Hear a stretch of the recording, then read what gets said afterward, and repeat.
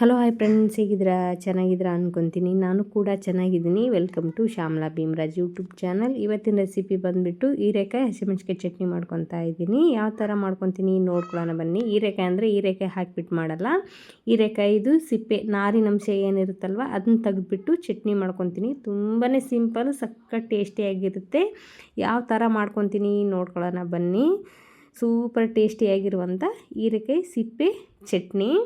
ಇವಾಗ ನಾನು ಹೀರೆಕಾಯಿ ನೀರಿಗೆ ಹಾಕಿ ಬಿಡ್ತೀನಿ. ಇವಾಗ ಅದು ಮಣ್ಣೆಲ್ಲ ಇರುತ್ತಲ್ವ, ಹಾಗಾಗಿ ನೀರೊಳಗಡೆ ಎಲ್ಲನೂ ಸ್ವಲ್ಪ ನೆನೆದು ಬಿಡಲಿ ಅಂತ ಅಂದ್ಬಿಟ್ಟು ಹೀರೆಕಾಯಿ ಒಂದು ಪಾತ್ರೆ ಒಳಗಡೆ ಹಾಕಿ ಇಟ್ಟಿದ್ದೀನಿ. ಇವಾಗ ಹಸಿಮೆಣ್ಸಿಕಾಯಿ ಹುರ್ಕೊತಾ ಇದ್ದೀನಿ.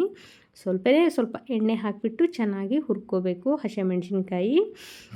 ನೋಡಿ ಕಾಣಿಸ್ತಾ ಇರ್ಬೋದು. ಅದಾದ ನಂತರ ಇಲ್ಲಿ ಹೀರೆಕಾಯಿ ನೀರೊಳಗಡೆ ಹಾಕಿಟ್ಟಿದ್ನಲ್ವ ಅದನ್ನೆಲ್ಲ ತೆಗೆದುಬಿಟ್ಟು ನೀಟಾಗಿ ನೀರು ಸೋಸ್ಕೊಂಡ್ಬಿಡಬೇಕು. ಅದು ಒಂದು ಬಟ್ಟೆ ಒಳಗಡೆ ಚೆನ್ನಾಗಿ ಒರೆಸ್ಕೋಬೇಕು. ಹೀರೆಕಾಯಿ ಕೂಡ ಒಂದು ಸ್ವಲ್ಪನೂ ನೀರು ಇರಬಾರ್ದು. ನೋಡಿ ಕಾಣಿಸ್ತಾ ಇರ್ಬೋದು, ನಾನು ಈ ಥರ ಒರೆಸ್ತಾ ಇದ್ದೀನಿ. ಅರ್ಧ kg ಹೀರೆಕಾಯಿ ತೊಗೊಂಡಿದ್ದೀನಿ. ಅದ್ರ ಸಿಪ್ಪೆ ಮಾತ್ರ ಯಾವತ್ತೂ ಬಿಸಾಡಲ್ಲ. ಈ ಥರ ಚಟ್ನಿ ಮಾಡ್ತೀನಿ ನಾನು ಯಾವಾಗ್ಲೂ. ತುಂಬಾ ಚೆನ್ನಾಗಿರುತ್ತೆ. ಆಮೇಲೆ ಆರೋಗ್ಯ ಕೂಡ ತುಂಬಾ ಒಳ್ಳೆಯದು. ಸಿಪ್ಪೆ ಬಿಸಾಡೋದ್ರಿಂದ ಏನೂ ಪ್ರಯೋಜನ ಇಲ್ಲ. ಅದರಿಂದ ಒಂದು ಚಟ್ನಿ ಮಾಡ್ಕೊಂಡು ತಿಂದರೆ ಸಖತ್ ಟೇಸ್ಟಿ ಕೂಡ ಇರುತ್ತೆ, ಆರೋಗ್ಯ ಕೂಡವಾಗಿ ಇರುತ್ತೆ. ಹಾಗಾಗಿ ಅದರಿಂದನೇ ಇವತ್ತು ನಾನು ಹೀರೆಕಾಯಿ ಸಿಪ್ಪೆದು ಚಟ್ನಿ ಮಾಡ್ಕೊತಾ ಇದ್ದೀನಿ. ಹಸಿಮೆಣ್ಸಿಕಾಯಿ ಹಾಕಿಬಿಟ್ಟು ನೋಡಿ ಕಾಣಿಸ್ತಾ ಇರ್ಬೋದು. ಸಿಪ್ಪೆ ಕೂಡ ಕ್ಲೀನಾಗಿ ತೆಗೆದು ಹೀರೆಕಾಯಿ ಒಂದು ಕಡೆ ಮಾಡಿದ್ದೀನಿ, ಸಿಪ್ಪೆ ಒಂದು ಕಡೆ ಮಾಡ್ಕೊಂಡಿದ್ದೀನಿ.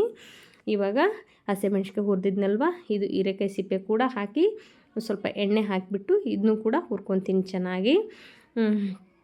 ಕಾಣಿಸ್ತಾ ಇರ್ಬೋದು ನೋಡಿ. ಇವಾಗ ಸಿಪ್ಪೆ ಕೂಡ ಹುರ್ಕೊತೀನಿ. ಸ್ವಲ್ಪ ಎಣ್ಣೆ ಹಾಕಿ ಹಸಿ ಸ್ಮೆಲ್ ಹೋಗೋವರೆಗೂ ಹುರ್ಕೊಂಡು ಚಟ್ನಿ ಮಾಡಿಕೊಂಡ್ರೆ ತುಂಬಾ ಚೆನ್ನಾಗಿರುತ್ತೆ. ನೀವು ಹೀರೆಕಾಯಿ ತಗೊಂಡಾಗ ಸಿಪ್ಪೆ ಈ ಥರ ತೊಳೆದ್ಬಿಟ್ಟು ಚಟ್ನಿ ಮಾಡ್ಕೊಳ್ಳಿ, ಹೇಗಿರುತ್ತೆ ಅಂತ ಟೇಸ್ಟು ನಿಮಗೆ ಗೊತ್ತಾಗುತ್ತೆ. ಯಾವುದೇ ಕೆಲಸ ನಾವು ಟೇಸ್ಟ್ ಮಾಡಿ ಅಡುಗೆ ಮಾಡೋದ್ರಲ್ಲಿ ಟೇಸ್ಟ್ ಮಾಡಿದರೆ ತಾನೇ ಅದು ಹೇಗಿರುತ್ತೆ ಅಂತ ಗೊತ್ತಾಗುತ್ತೆ. ಹಾಗಾಗಿ ನಿಮಗೂ ಕೂಡ ತೋರಿಸಿದ್ದೀನಿ. ನೀವು ಒಂದು ಸತಿ ಟ್ರೈ ಮಾಡಿ ಹೇಗೆ ಬಂದಿತ್ತು ಅಂತ ನನಗೆ ಕಮೆಂಟಲ್ಲಿ ಕಮೆಂಟ್ ಮಾಡಿ. ಇವಾಗ ಒಂದು ಮಿಕ್ಸಿ ಜಾರ್ ತೊಗೊಂಡ್ಬಿಟ್ಟು ಹಸಿಮೆಣ್ಸಿಕಾಯಿ ಹುರಿದಿರೋದು, ಅದಾದ ನಂತರ ಹುರಿದಿಟ್ಕೊಂಡಿರುವಂಥ ಹೀರೆಕಾಯಿ ಸಿಪ್ಪೆ ಕೂಡ ಹಾಕ್ಕೊತೀನಿ ಮಿಕ್ಸಿ ಜಾರಿಗೆ.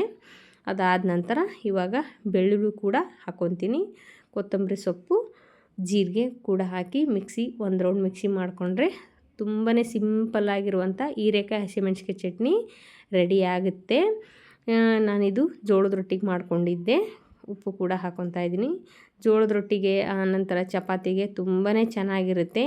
ತುಪ್ಪನೋ ಅಥವಾ ಎಣ್ಣೆನ ಹಾಕ್ಕೊಂಡು ತಿಂದರೆ ಮಾತ್ರ ಸಖತ್ ಟೇಸ್ಟಿಯಾಗಿರುತ್ತೆ. ನೀವು ಒಂದು ಸತಿ ಟ್ರೈ ಮಾಡಿ ಹೇಗೆ ಬಂದಿತ್ತು ಅಂತ ನನಗೆ ಕಮೆಂಟಲ್ಲಿ ಕಮೆಂಟ್ ಮಾಡಿ. ನೋಡಿ ಕಾಣಿಸ್ತಾ ಇರ್ಬೋದು. ಯಾರೆಲ್ಲ ನೋಡ್ತಾ ಇದ್ದೀರಾ, ಇಷ್ಟ ಆದರೆ ಲೈಕ್ ಮಾಡಿ, ಶೇರ್ ಮಾಡಿ, ಕಮೆಂಟ್ ಮಾಡಿ, ಸಬ್ಸ್ಕ್ರೈಬ್ ಆಗಿ. ನಾನು ಮಾಡೋ ವಿಡಿಯೋ ಎಲ್ಲ ನಿಮಗೆ ತಲುಪುತ್ತೆ. ಪ್ಲೀಸ್ ನನಗೆ ಸಪೋರ್ಟ್ ಮಾಡಿ. ಬನ್ನಿ ಟೇಸ್ಟ್ ಮಾಡೋಣ ಹೇಗಿದೆ ಅಂತ. ಎಲ್ಲ ಹುರಿದಿದ್ದೀನಲ್ವ, ಘಮ ಘಮ ಅಂತ ವಾಸನೆ ಬರ್ತಾ ಇದೆ. ವಾಸನೆ ಬರ್ತಾ ಇದ್ದರೆ ಬಾಯಿ ಒಳಗಡೆ ಕೂಡ ನೀರು ಬರುತ್ತೆ. ಮತ್ತೆ ಸಿಗ್ತೀನಿ ನೆಕ್ಸ್ಟ್ ವ್ಲಾಗಲ್ಲಿ. ಬಾಯ್.